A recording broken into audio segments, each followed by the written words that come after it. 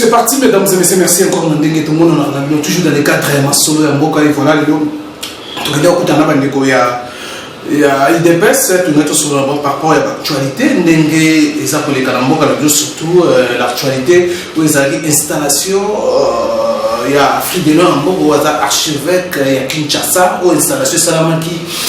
Dimanche le 7 juillet, où il y a personne qui message, mais toujours dans les cadres N'engue Yalobaki, où tout le monde est intéressé. Par rapport à N'engue, combattre IDPS, Baza Covid pandé.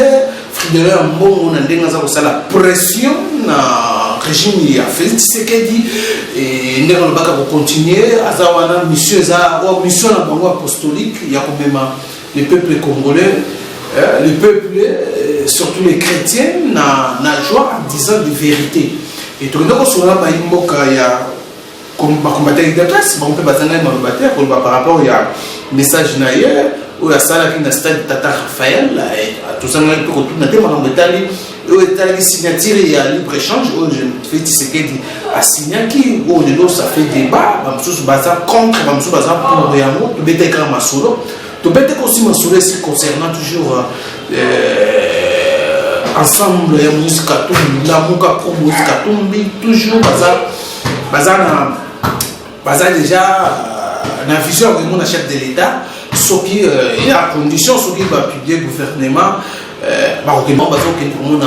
Félix Tshisekedi, il y a un solo de Betaki et pourquoi pas sectionner l'union sur les IDPS, qui ont déposé aussi Jean-Ben de Flair, dans mon soleil, il y a fait Tshisekedi, qui peut pour ça la messagité par rapport. Il y a restructuration, il y a IDPS, on peut monter au créneau pour dire que non, faut. Restitution ça la ngati ya conseil IDPS zaka maso to betaki na bango bolanda ba combattant ndenge ba lobi ba révélation ba sali et par rapport à Jean-Pierre Bemba aussi na Martin Fayula c'est selon bango ba lobi bolanda et puis on se retrouve juste après. Bonjour président. Bonjour Ndeko Ousmane. Oui alors tout le monde réaction na yo moi concernant toujours mess Omélie à lobby ya fidèle en bongo oyo mikolo yo to monaki ba combattre IDPS bozo ko moné comme bête noire pour la vérité na mais lobby mission les arabes pour la vérité à même peuple chrétien congolais dans la joie en disant la vérité. Oui, merci Ndeko Ousmane. Tozana respect à makasi pour na Papa Nabiso Fridolé Ambongo par rapport à Oya lobby vérité mais par contre biso tozomona en vérité tozomona en intoxication et puis c'est sa façon aussi de prouver et de continuer à prouver que notre président Félix Antoine Tshilombo chef de l'État azalaki élité et ya yebi pona ye Ambongo ndani azaki éli je ne sais pas pour quel intérêt vérité wana abomba yango après 5 ans. Et après 5 ans, il y a sa vérité. Parce que, oh, il y a la vérité, je ne crois pas qu'il faut changer ma Kambulelo parce que Félix est déjà chef de l'État. Il y a le ministère apostolique, il y a un rapport au même peuple chrétien, la joie et puis la vérité. Est-ce que y a Azali na monopole à la vérité? Azali na monopole à la vérité. La vérité à travers les élections et ces ala qui annoncées par la CENI et confirmées par la Cour constitutionnelle. Il y a la vérité monsieur ya koyebi sabisote to kenda ki devant la Cour constitutionnelle jamais ayaki ko brandi ba preuve pour na hotel que non vraiment fallu la gagner que élection vérité yangoyo ba PV yangoyo. Alors de quelle vérité alingi ko koyebi sabisote? Donc il n'y a pas la vérité là-dessus. Donc tout ce qu'il veut faire, c'est de semer le désordre, l'intoxication. Je ne sais pas, il a quel intérêt derrière ce discours. Voilà, alors hier déjà, chef de l'État, pardon, en Niger, chef de l'État a signé accord il y a libre-échange, et créé-moi polémique, vous allez déjà applicable en 2020. Le 1er juillet, par rapport à la critique, il y a d'abord, est-ce que il fallait d'abord il y a une résolution, on a signé dans l'Assemblée nationale. Avant de signer, il y a précipité, il y a certaines fois, il y pressé à signer. Non, d'abord, il faut préciser une chose. Le président de la République il a ces pouvoirs-là d'engager le pays à travers le tiers et puis même de signer les accords internationaux. Ils ont droit à ils ont été que les ont dans le Parlement et non. Co-critiquer c'est l'une des valeurs dans une démocratie. Là, nous ne pouvons pas refuser. Mais ce que peut-être je peux dire aux amis ou aux Congolais, ceux qui critiquent, ils ont dit que ou bien qu'on signe un accord pour se convenir avec nos frères africains par rapport à la zone libre d'échange, mais je pense que ce sont des intellectuels. Personne ne va accepter que le pays n'aille perdre à travers cet événement. Et je crois qu'il y aura un accord commercial qui, bien sûr, sera signé par tous les partis, tous les pays faisant partie à l'événement. Et nous espérons que dans cet accord commercial, chaque pays aura ses pourcentages par rapport aux activités qui vont commencer à se faire à travers l'Afrique. C'est aussi une façon de renforcer l'unité africaine. Mais moi, je pense que je proposerai à ceux que le père de nos pays, Bassa le Boé, avant qu'il y ait encore une l'application, chaque pays est comme un responsable.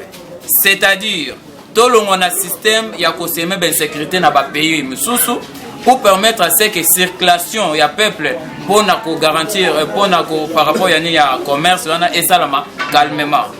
Tout procéder d'abord à la neutralisation il y a des groupes ou des forces négatives à travers la région des Grands Lacs, plus précisément en République démocratique du Congo. Et c'est là ce que Salami, ça va renforcer encore la confiance et au commun à des problèmes et mais et aucune en application pendant que tozana na ba milice, tozana ba nini parce que tozoye baté qui est qui. Je donne un exemple. Il y a un groupe, il y a un rebelle Oyo Bauti Kopanza na Djungu dernièrement, je crois avant-hier, Azan de bandades, mais ba élément nae bazali ko se ressourcer wapi na Uganda.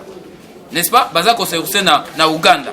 Alors que tozali ko signer cet accord. Comment sikoyo Uganda, Soki, Azali, ko garder ba élément comme base arrière pour venir attaquer le Congo. Comment est-ce que Tokoki encore osé signer cet accord avec Uganda? D'où ils doivent mettre d'abord au préalable la sécurité. Et cette sécurité permettra à ce que la population circule librement pour vaquer à leurs préoccupations. Mais nous espérons à un accord commercial qui va déterminer l'avantage de tout et chacun. Voilà. Alors, d'habitude, il y a des questions Italie, tout le monde quand il y a Moïse Katumbi, l'amour Moïse Katumbi ou ensemble Moïse Katumbi, il y a un chef de l'État après publication. Il y a gouvernement. C'est une démarche responsable. Nous sommes membres de l'IDPS. Nous avions lutté pour l'unité nationale, entre autres. Et cette unité est ça la makakaka toujours entre le fils du pays. Et ceux qui bandent koba lobino, ceux qui lobby tozaki na position mususuna le nouveau chef de l'État, de constater que non, la nécessité, il y a une urgence pour l'intérêt national du pays et que Sengeli to kutana to solo la pona makambo etali mboka ezali mabete, nous pouvons qu'encourager ça et aussi basa la paix effort ba yeba ko comprendre que la vision du chef de l'État ezali pour que le peuple congolais se retrouve à travers sa gestion et à travers cette démocratie que l'IDPS a dû à prôner durant plus de 37 ans. Voilà, merci. Nous na silistende ko na lingi pena tout na intervention na moko na recadrer quelque chose. Nous avions suivi sur les antennes l'antenne Top Congo monsieur Augustin Kabouya qui se passe pour secrétaire général mais Obiso Toyebi Kazali secrétaire général adjoint batuna ke motuna pa yandeko Christian Lusakwen concernant la base de l'IDPS atunye mes bases oyoana Oyo et le baki na Félix a retiré quand une signature naie. Cette base est boyi le loke FCC mariage FCC cash et continue. Boni bino bozali ko s'accrocher nango. Alobi yo salaki sondage otalaki que majorité ya base nde eboyi yango. Na lingi ko ebisa eboye. Ndeko base ya IDPS tambola peut-être ozo sala confusion na ba président certains présidents de parlement debout oyo boza ko utiliser pour na ko kansa ke bango wana ba base na ba association bo créer bino ba cadre kuna na limité tambola na ba base nyonso parce que selon l'UDPS la base de l'UDPS ezali fédération ezali section ezali cellule ezali ba association te mais ba sectionnaire ezali pe ba parlement debout te ezali fédération ezali section ezali cellule soko ke na kati ya ba cellule okena ba fédération baza mécontent kota la lolenge oyo coalition wana eza ko tambola place oyo terme concept ya coalition ezali on ne peut pas encore entendre que non il y a une majorité na place wana mais or na fonctionnement pe na ba pour parler ndenge toza komone la FCC cache baza que na ba négociation on nous fait entendre qu'il y a par rapport à poids politique que nous sommes majorité alors que nous sommes en pleine coalition. Or en pleine coalition nous devons traiter sur base d'un principe égal à égal. Donc, mais il y a pas un document, c'est ça le problème. J'ai suivi deuxième vice-président, il y a Cache Kinke Moulumbabi, ma baisse ali parce qu'il n'y a pas un document signé. Il faut qu'il y ait un document pour définir comment la coalition est tambour. Mais Ndeko Ousmane, même na manière na manière kuna boy Cache akota na gouvernement provincial. Justement yango tolobi nini? Yango tolobi ke ti na biso toza ko boye la coalition yango wana. Coalition ezali bénéfique te pour na biso. Ce que ezali bénéfique pour na biso, mbelelelo gouvernement ebima, mbelelelo nde peuple congolais boza koyoka ke non gouvernement ezowumela. Nde solution eza nini ezwama. Nyonso eza ko se passer ezali pas parce que ezali coalition moko imaginaire, coalition moko o esalama pour les intérêts ya libumu. Kozala surprise te koyoka Augustin Kabuya na Jean-Marc Kabuni bazozwa mingi par ya FCC. Nous sommes tous au courant, nous sommes politiques. Tolanda kapé, toyoka kapé, to faire d'information. Ces gens-là, batikali ba membre IDPS ya Kombo. Baza ba membre IDPS ya Kombo, mais yango moni biso base toza kolité aseke. Convention démocratique EFANDA, directoire EFANDA, to restructurer parti kolandisama ba discours ya ba sectionnaire na ba cellulaire ba uti ko sala o yaza ko ba ke no base wana o base o ba uti ko funde pa ya na mozela ya tenti seke ba futindite ba sali autopsie batali lolenge ne parti za ko tambola ba comprendre que nécessité ezali to restructurer base ba fundite ba ngonde baza ko mona ngo lokola ba fundi parce que ba yebi baza conscient que baza ko tangu sa parti mabe pe bazali ba mona ba vision mususu o ezali susu ya DPST ba komi ko luka mabumu informé mais na sepeli na démarche ba sectionnaire ba salaki ozali ko benga base. Je crois de quoi outi ko loba bien base ya UDPS c'est la cellule section na fédération. C'est ça la base. Ba parlement debout, ba mouvement des jeunes forces du progrès consort, ce sont des mouvements d'appui na katia parti. Maintenant base chaque membre ya parlement debout, chaque membre y a ligue des jeunes, ligue des femmes, bazalaka na ba cellule na bango, bazalaka na ba section na bango, bazalaka na ba fédération na bango. C'est ça ce qu'on appelle la base. Base ezali oyote o ezali kabuya, azali kotia na sima na sia banzete na liboso permanence pour dire que parce que ba matinée politique na nyonso base yangoyo wana ezali base te. Ça ce sont les sympathisants. Parce que ce qu'on tourne mingi o bazali wana ba ko yebi ba cellule na bango te, ba yebi ba section na bango te, ba yebi ba fédération na bango te. Démarche ya bandeko na ngai ba sectionnaire ngana za cadre na za cellulaire et puis na kata juridiction na ngai na kata lodge. Donc ba kei na mowei muto abundela IDPS akoti na mabele atikali ko accéder na pouvoir te, mais grâce à lutte na ye et kota na mitema ba congolais lelo yo IDPS eza na pouvoir. Félix Tshisekedi Tshilombo azali président de la République. Mais ba moni lolenge parti ezali kotambola ezali malonga te.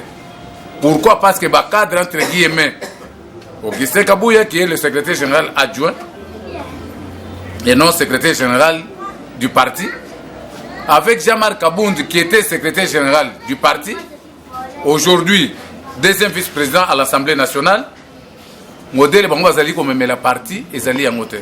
Or tozali na statut où ezali loko la constitution ya parti na biso ezali respecté par ces deux bonhommes, par Kabund et par Kabouya. Or, na incompatibilité, en absence du président, il fallait les triumvirats et se mettre en place. CDP, Convention démocratique du parti, commission électorale permanente du parti. C'est ça, la raison pour laquelle bande konanga yo bake na mausolée, bake koyebisa kondo otiki parti. Mais tozali na échéance na 2023 photo kende suna maponami mususu. Comment to okene na maponami na soki parti ezali organisé te, so parti ezali structuré te. C'est ça ya modo mona zongi na semate pona kolakisa que nos partis, il faut etambola na ndenge longo ba ndenge pe mibeko ya parti sengi. Alors démarche on a pona comment on ndenge. Mais démarche on a ezali à 100% soutenu par moi qui vous parle. Ezaki toko mingi, ezali esengo parce que na bido pesa zo kansa que tout le monde ce sont les dialogistes. Bato babete la bato maboto bato babete la bato maboko ou bien peut-être bato balanda bato na sema. Ba on nous na sema kuna parce que Kabuya la plupart ba président parlement de Boumingi. Bapesa bango bambongo ba $100 ba $200. Ba wewa mingi bazali wana bapesa bango bambongo ba melaka lotoko basala n'importe quoi. Voilà musala oyo ba cadre oyo tozana bango na parti basala kana kata parti parce que bato moko ba betela bango maboko mais pona ba réfléchir comment le parti doit être géré bato wana bazali soutenir te bato wana bazali ko marginaliser bango pour dire que non bazaba membre de l'IDPS. Le vrai membre de l'IDPS ezali ba oyo bango bazali ko manipuler moyennant de l'argent. Or na IDPS on paye par est-ce que Kabuya il touche combien à la fin du mois? Ozomona train de vie Kabuya zanango. Otikalo comment na train de vie ya Kabund. Mais na IDPS ba futa biso te ba futa banani. Donc cela vous prouve que ndende kwa utiko loba bazala suba membre de l'IDPS te basala ka des jeux ya pouvoir. Voilà alors Ndeko Ousmane il faut tocha et l'on nyonso na isika na yango. UDPS c'est un parti politique créé pour conquérir le pouvoir. UDPS c'est une église. UDPS a lutté dans ce pays pour que la démocratie s'installe. Aujourd'hui, nous parlons de la démocratie grâce à la lutte de l'UDPS. Ambongo, je ne sais pas il y a des salariés ceux qui ont des sentiments, ceux qui ont des naïveté. Mais nayoka ki mutoyo azali président ya Senko, Monseigneur Utembi. Alors que si Ambongo azoloba en tant que peuple congolais, ezali liberté obiso to bundela. Azali libre ya koloba oya ko koloba. Mais vérité oya azoloba la population congolaise, ezali vérité nini? Vérité des urnes. Oyo lelo Martin Fayulu. Oyo que même peuple congolais na joie. Mais comme même bango na joie, ngana zotuna Ambongo nani comment il s'appelle? Fridolin Ambongo. Na mukolo ya publication ya ba résultat. Vérité wana basenga ki yango na cour constitutionnelle tango Madidi. Le danseur akendaki ko sala opposition pour dire que non c'est lui qui avait gagné. Bango bato basaki na ba preuve. Pourquoi baedaki Madidi te na ba preuve na bango bazalaki na bango bazalaki nango pour que Madidi ala ki sa na cour constitutionnelle que voilà le pourcentage que j'ai fait na élection. Bref, on ngolo banini. Par là, c'est la haine tout court. Ambongo azanango azo milité pour na frère naye soki mwana naye soki ndeko naye Jean-Pierre Bemba. Soki ye akola na ndako na bango yango na azo milité pour que pona bino eza azo sala nyonso azo ba pona Jean-Pierre Bemba. Yango pona vérité désir entre guillemets azo sala ngona intérêt à la muka Genève. Or que Genève lelo ezanango coquille vide. Donc mais ça lobi pona bino eza ya la muka. Eza ya la muka ezali pona ko défendre ba aki oya bango ba salaki messe noire ou ba salaki na Genève pour que bango va se retrouver l'église catholique. Il faut pas justifier 400 smartphones au Moïse a sombé la bango. Voilà, alors to lobela skoyo concernant toujours. Donc justifier ba smartphone wana ba salaki na ngoni ni soki ezaki donc oui bien nzambe ba bundisaka ete ambongo atika ko bundisa nzambe. Parce que oui, salami na Congo ça pour longtemps nzambe. Voilà, alors les balles mokote betama, ils ont prophétie à Mahatma, les voilà, grands esprits. Voilà, alors esprit muke. Lelo quand il y a Moïse Katumbi ba mona basa rapprochement soit ba ke mona président de la République bino bo mona makanisa ba ndeni. Ndeko Ousmane na kanisa. Ba ba osala opposition républicaine. Ndeko Ousmane na kanisa oya kana parlement oyo ça fait très longtemps. Oya gande na base ya IDPS parlement oyo elobaka bosolo pe donc réfléchissaka oyebi comment to palola Ndeko Katumbi balobaka na français ya que les imbéciles qui ne changent pas. Ndeko Katumbi a moni vérité en face malgré makambo salama na Genève il est resté égal à lui-même, à soutenir qui m'a dit jusqu'à la fin. Il a mis ses moyens pour que Makambo Tambola Nandenge Bayokanaki. Mais à mon avis, que la vérité est têtue, et vérité est à la kaka têtue, c'est Félix qui est le président de la République. À lobby que nous toquons de comment on déconabiso, tout ça la opposition républicaine. Place à quoi applaudir, tu applaudir. Place à quoi passer conseil, tu passer conseil. Place à quoi boya, tu boy. Azongi mutu. Biso IDPS to boya mutu modèle wana. Azongi na bon sens. Non, c'était un monsieur à féliciter. Bravo, monsieur Moïse. Malgré Nyonso et les cas, vous avez travaillé avec Kabila, vous avez été à Genève, mais aujourd'hui, au bon sens, en tant que Congolais, fils du pays, tu dois travailler avec ton frère Félix Congo et Kendali Bosso. Donc, en dehors vision, c'est que vous avez ennemi à Congo. Vous avez ennemi à Congo, en tout cas, tu milites pour le bien-être de la population congolaise. Bravo, et c'est que vous allez, les alliés makanisi malam. Mais vous avez non, démarche nous les alliés yangote, et bazo beta côté ndeko Ousmane. Otindela kinga image moko ya mutu moko ya Fayulu. Abimisi lettre oyo Madidi akenda kotika na ambassade ya Grande-Bretagne pour dire que Madidi atiala kosala lettre sans en-tête, sans quoi, sans ceci, cela. Mais je regrette, ce monsieur il est malade. Ndeko Ousmane. Tant que vous visionnez qui pense à propos na yo, trouve pas que vous avez une émission. Est-ce que vous avez Azaki na libanda parce que bien comme Madidi a confirmé qu'effectivement c'est lui qui avait écrit cette lettre là. En commençant par les Mouzitou, les autres, les Mike Moukebaï, les Lamoukis, je ne sais pas, jusqu'à la moelle épinière. Et tout le monde là, qui voit qu'effectivement Fayulu avait écrit cette lettre là, ils allaient piste de solutions. Mais il y a une émission, alors que nous avons la lettre, ils allaient une Moïse, à sa diversion, tant que Nani. Rwandais, parce que 7000 militaires, mais ma campagne a tout expliqué déjà. Félix, voyage, va critiquer Félix à qui est dans pays voisin. C'est pour chercher la paix. Congo est menacé dans les pays voisins, Rwanda, Ouganda, Tanzanie, consort. Ce Félix a dans les pays Zambie. Ce sont des menaces. Félix a dit Kimia dans les pays, nous sommes de façon que Congo est Kimia, Bango peut pas Kimia, Congo est développement, ce Congo s'est développé, pays on a pas besoin de développement. Dis-moi, richesse n'est Rwanda. Est-ce que vous continuez à copier il fallait qu'on kende kuna. Rwandais ceux qui ba côté à ils na cadre ya masolo pour pacifier l'est. Bazo comprendre politique Félix azo sala. Mingi bazo comprendre comprendre peut-être même après une année, après des enfants que tout ça mandat. Ba ko penser que effectivement le Congo a connu un vrai président de la République soucieux de sa population. Voilà. Du bien-être. Merci, accord. Ndeko Ousmane. Union européenne. Au fonctionnement de l'Union européenne, libre-échange, c'est la Marocaine. Président, c'est lui qui engage le pays. Il y a une signature, il a engagé le pays avec des pays tiers, avec des tierces personnes, ou bien dans des organisations internationales, des accords internationaux. C'est lui qui a la signature.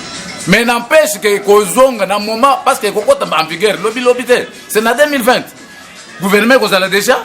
Assemblée nationale les alliés donc bako traiter makamunyo surtout on a pour la part ya intérêt ya nini ya Congo et Zawap au cas contraire mais le col y a passé déjà ils allaient déjà acte de bonne foi il y a quoi adhérer et qu'on faciliter aussi pour que Kimia et Kota renforcer na yonde à Otikodoba Congo est menacé sur le plan économique parce que ba pays mingi ezali ko convoiter Congo par rapport à la richesse nango or que Congo ndé ya ngonde ezali cerveau moteur Afrique pour faire décoller l'Afrique.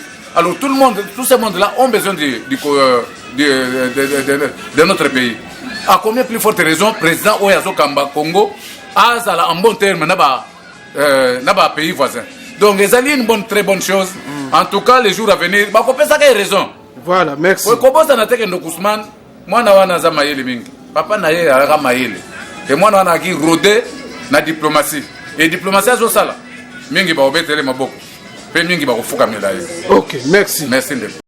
Mbote doyen.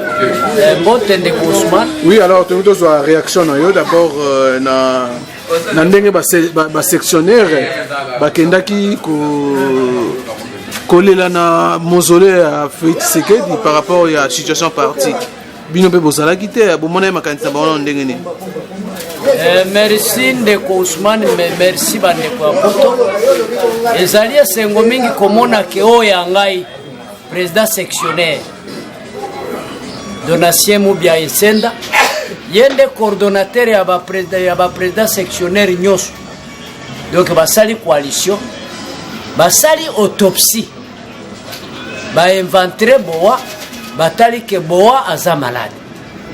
Nde babeleli, bake kofunda epai ya kolo parti wa nyokwa mipona parti oyo.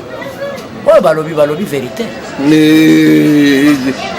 Et ça li passe na l'exécutif à partir. Oui, c'est reconnaître binoté tout comment. Et sengeli et ça la passe parce que na ko landisaka lolenge oyo bandeko baza kotambusa parti. Baza kotambusa parti mutu na sema kololikolo. Na ko kamwa pezo kamusa ngai ndeko Augustin Kabuya. C'était un monsieur que j'aimais beaucoup. Tu évolué ensemble. Mais likolo ya libumu abosani nabaye basala kiyaza entre autres Mama Marc na Félix Antoine Tshisekedi Tshilombo asumbeli bango na maboko. Comment? Et il a craché sur même la mémoire ya Kondo président Tshisekedi. Augustin Kabuya zamwana. Comment? Azamwana ndako. Mais comment on peut tolérer? Moi je l'ai suivi sur Top Congo. Il insiste toujours qu'Aza secrétaire général, il y a eu des pestes depuis quand? Augustin Kabuya, je te pose la question. Tu me connais et je te connais aussi. Je te pose la question depuis quand tu es secrétaire général de l'IDPS. Ayez le courage de me le dire et me fixer tout droit aux yeux. Comment toi, tu peux tolérer de telles conneries? J'ai appris que tu as étudié à l'IEC et je le sais aussi. Est-ce que réellement tu as étudié? Na deuxième graduat, je pense que tu as droit civil. Est-ce que na droit civil au batangi sayo? Bah est-ce qu'un intérimaire peut engager ou nommer? Mais na principe à droit administratif ndeko Kabuya nao nande ko Kabuni. Nazala na problème na binote. Na kotika na pe kozala na problème na binote. Mais aussi longtemps que vous avez me conduire na kotele me la binote. Parce que ça droit nanga. Voilà. Donc coup de chapeau na regroupement ba président sectionnaire na ba cellulaire, nous les encourageons. Naza ko ebso Augustin Kabuya. Boy. On a des biens pression alors. La lobby boy. Nano yete koya. Mais na ebso Augustin Kabuya boy. Ndeko tarasi mazonga mo bazo yozo sala ligio na landio na Top Congo bazo yozo sala la ngwa ligio dans reconnaître base na bino de base président sélectionnaire n'en déplaise à reconnaître te mais aïba bien que babundisaka mo PPT biso toza mo PP. Voilà alors ayebi qui je suis et qui nous sommes. Voilà. Ngai président parlement victoire tuna na tuni yo uta wapi na victoire mangaite mangainde sala yote lelo komo sumbela parlement victoire na yebisio shala otal o mateo kita okoko ya kaka. Voilà alors tout le monde c'est concerne Fridolin Mbongo au Medina Lobe Salaka biya zawana pona ko aider peuple congolais, peuple chrétien, la joie en disant qu'il y a toujours la vérité. Pour nous considérer comme la vérité, il y a la pression de chef de l'État, il y a le chef de l'État. Merci Ndeko Ousmane Bandeko Apoto. Lobby Ezalaki, installation de manière officielle, il y a archevêque Fridolin Mbongo comme archevêque métropolitain. Il a droit à la déclaration, il peut déclarer. Mais là où tout le monde a quand même akamati tribalisme, akamati sentiment naye, le Jean-Pierre Bemba, il veut dédouaner Jean-Pierre Bemba na makambo ebele oyo sengeli esale mapenzate. Jean-Pierre Bemba za mwana mboka. Mais awa sengi na ndeko na ye Félix Tshisekedi Chilombo Antoine 4 ministères na wana nani wana Jean-Pierre Bemba. Est-ce que ezali mabe? Ezali mabe te. Mais ye vérité nini oyo akoloba na bato. Compression vérité eza nango mabe te. Mais vérité oyo eza nango yango te. Eza déjà révolu parce que bokonzi na ye Monseigneur Utembi à ça répondre déjà na radio Okapi suite à déclaration na Salaki. Donc la vérité des urnes est déjà révolue.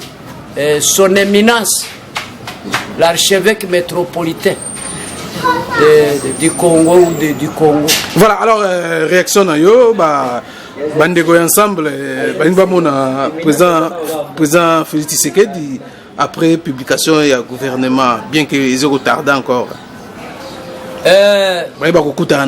Il n'est jamais trop tard dans la vie. Idée à Moïse Katumbi ezala nango malamu, bien que ba compère na ye baninga na ye bamonaki yango mabe. Tango alobai keno tango na okita na Kinshasa na kozwa ndeko Jean-Pierre Bemba na Fayulu na maboko inde na butute na moi toke no mona chef de l'État. Mais kaya la muka pangi plus pangi égale pangi bamonaki mabe. Mais lelo likambo akokambo kaka moto atomboka ki aboy a commis une si longue lettre au président de la République pour réclamer ça la proposition dans l'ambassade. C'est ça. C'est ça. Et comment qui n'a mis ça chef de l'État on a proposé qu'il y a comme président il y a au Conseil national des réformes des institutions. Voilà. Ce qui n'est pas aussi mauvais. Le président de la République a pesé Tori comme un député akene na makanisi ne wana na assemblée va discuter yango ba coucher yango comme projet de loi ouais ça va fonctionner.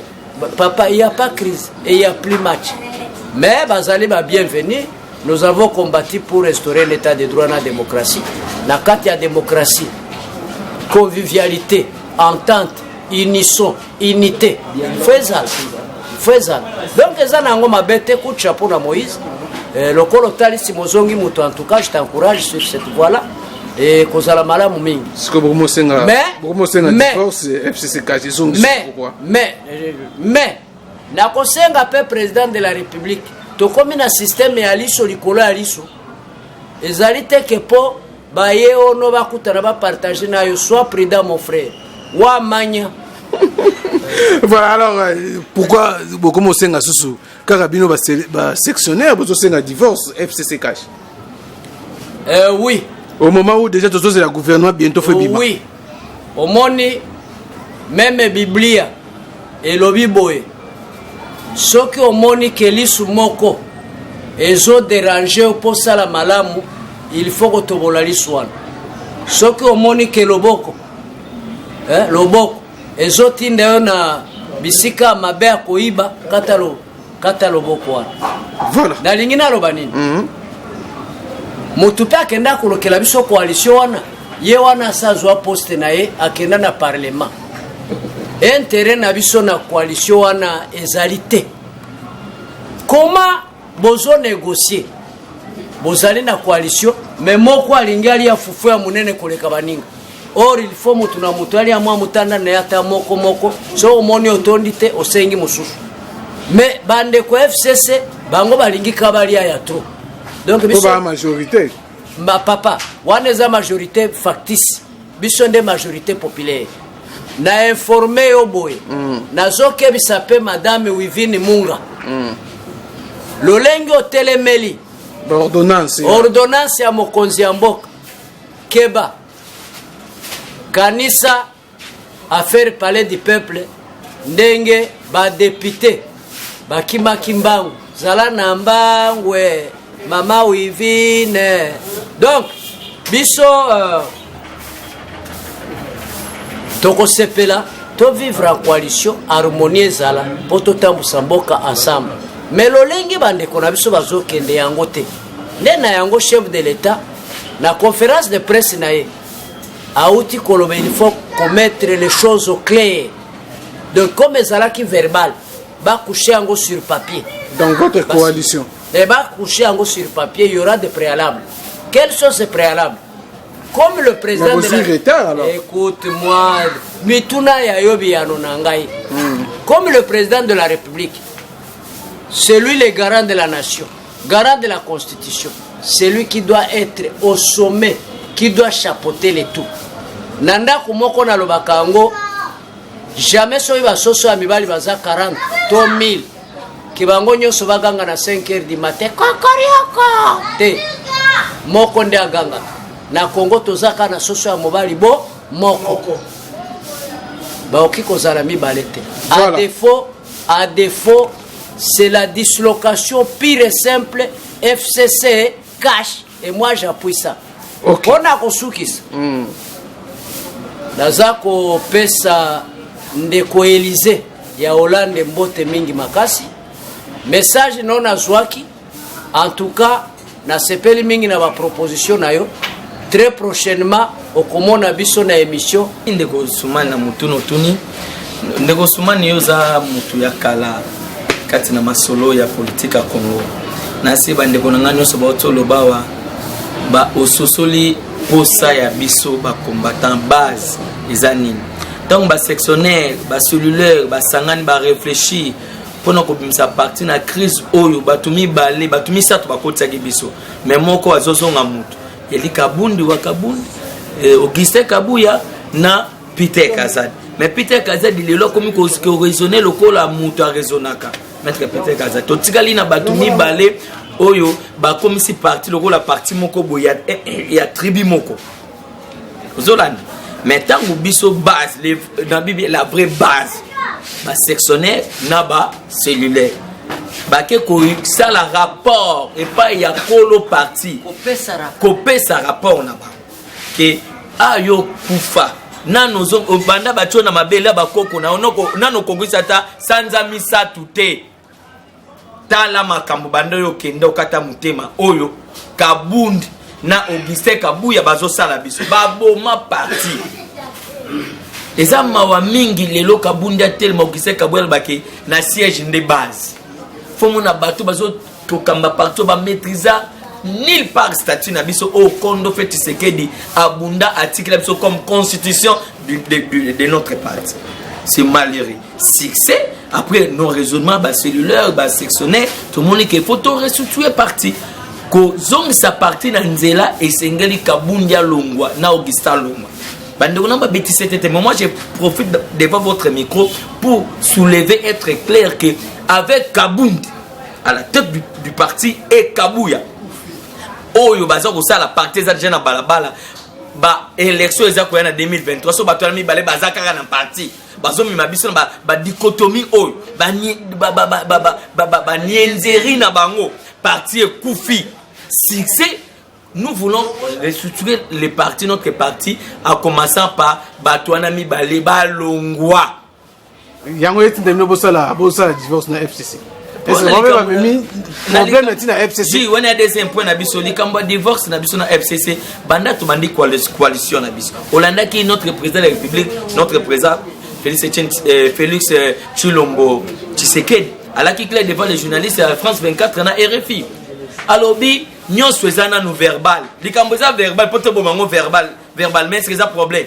C'est un problème parce que jusqu'à présent, tous en a loi mon côté et ils ont réunir biso. Toi en a loi mon côté c'est tout ça. Mais tous ont respecté ma solo to solo là. Mais côté bande on a fait FCC. Volonté politique exacte. Bango par contre, bango besoin d'une idéologie na bango ba tia ba croque jambe devant notre président pour président ça échoué. C'est que tu comprends quand on parle de la coalition, donc majorité coexister sous sauter. Là où il y a la coalition, majorité coexister pour quoi faire.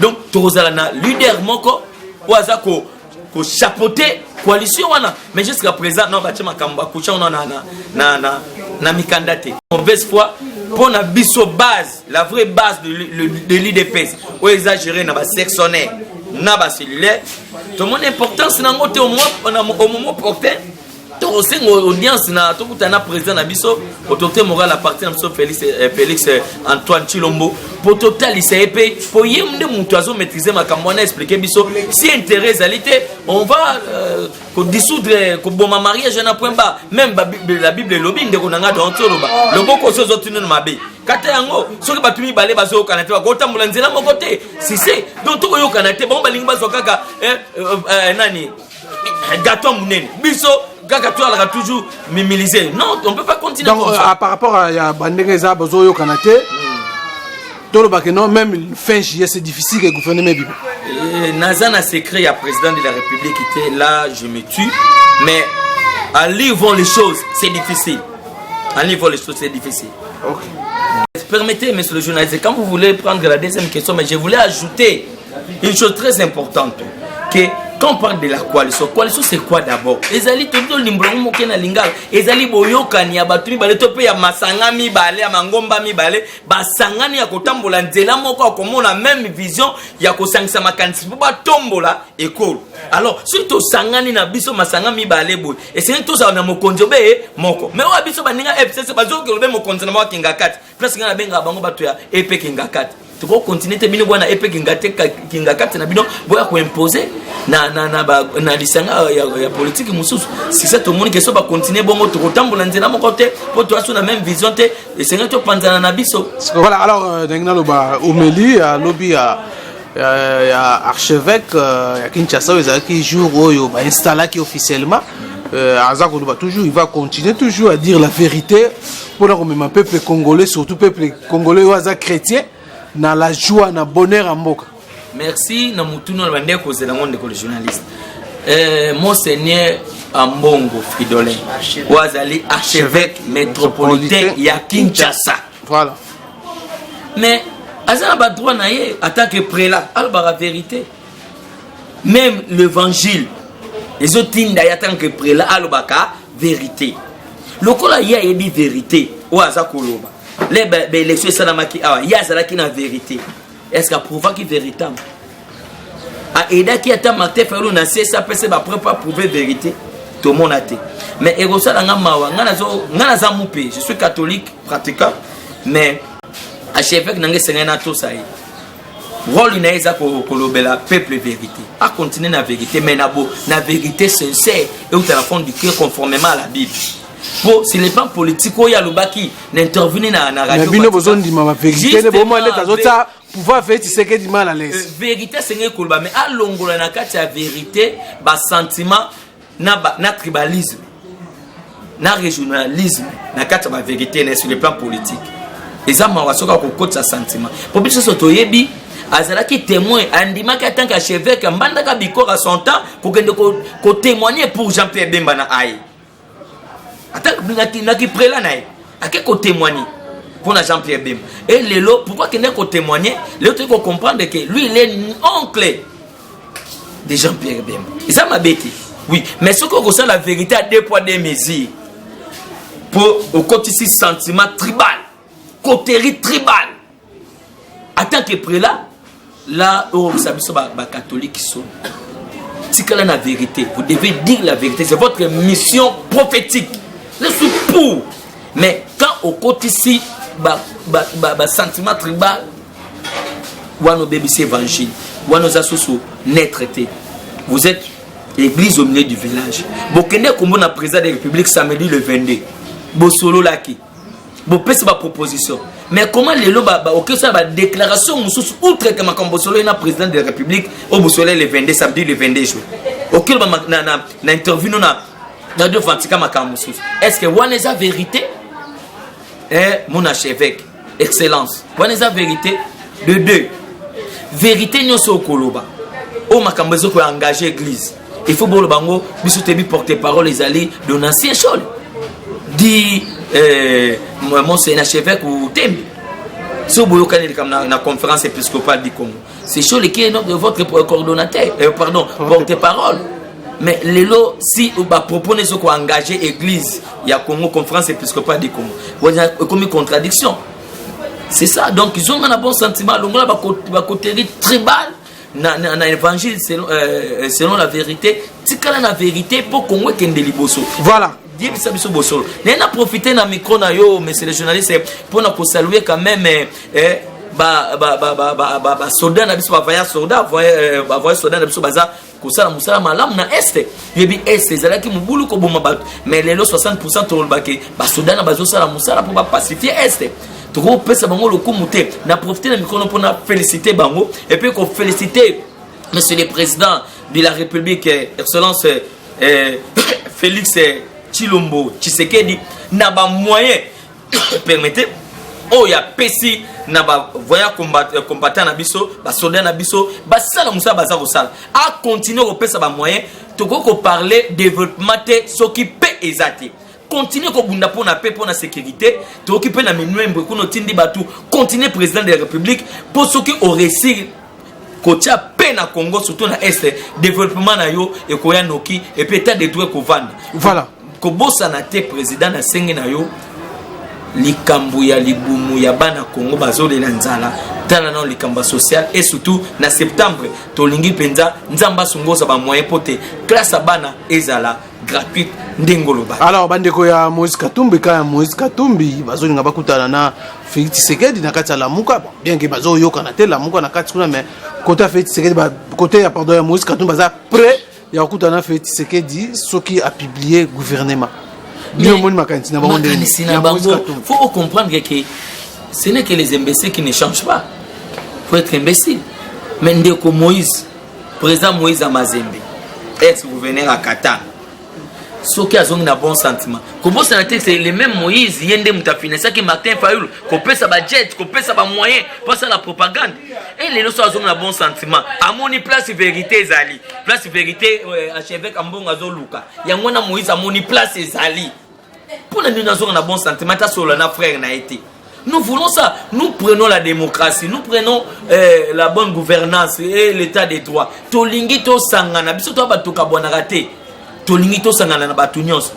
Yé mala mazo ba propoler les autres na moi. Mais na CC ba information toza na ngona bato bazo déclarer jusqu'aujourd'hui et nani vérité des îles comme révolu dépassé.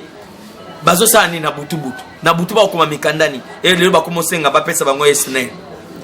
So na biso ba information tout ko vérifier on peut na mikono na reporter ça ba ndeko na biso poto lelo matin fa na CC à part ben situation zo senga za na mokonzi na CC aluka PDA comme PDG les amants wa mingi mais ndeko Moïse almonine qui a kosala na ye opposition républicaine au place les alliés oui alobi oui place les a simbité à boyango pe à proposer c'est ça être un opposant au proposer na gouvernement na pouvoir place au bossen ma be senga bo sala bo c'est ça. C'est que nous voulons. Donc, arriver à un projet comme on a président public, ils ont bienvenu. C'est pour nous que tant union se bola, il y a peuple congolais et aimer Congo Nabiso. Voilà, merci. Merci de Voilà, mesdames et messieurs, vous avez révélation soi-disant Martin Fayoul, Jean-Pierre Bemba, c'est une poste et pas il y a Félix Tshisekedi, ça reste à vérifier, les infos, les infos, les agrabandés, les révélations, les informations. Quand moi je vous dis merci,